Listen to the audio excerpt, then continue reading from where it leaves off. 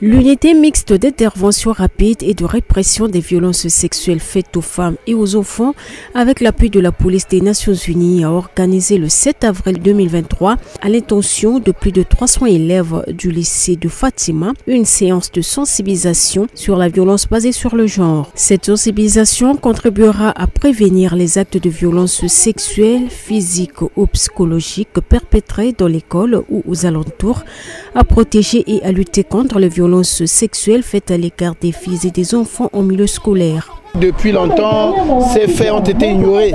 Et maintenant, avec l'effort du gouvernement, la mise en place de cette structure qui est l'UMIR, qui est en fait la structure phare qui a le lead de lutter contre les violences basées sur les genres, eh bien, ces établissements ont été ciblés et nous pensons que le message va être bien placé et les élèves vont prendre conscience de plus en plus de cette réalité des violences sexuelles et, contre les filles et les enfants surtout.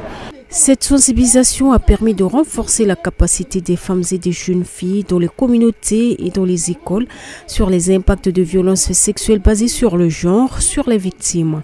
Elles ont aussi été sensibilisées sur les mécanismes de dénonciation et de prise en charge sanitaire. L'objectif visé à travers cette sensibilisation, c'est réellement d'accroître les connaissances des élèves en matière de VBG et leurs mécanismes de prévention. C'est effectivement montrer aux élèves le cadre légal et la structure compétente au niveau national qui est chargée de gérer ces questions de VBG, qui est l'UMIR.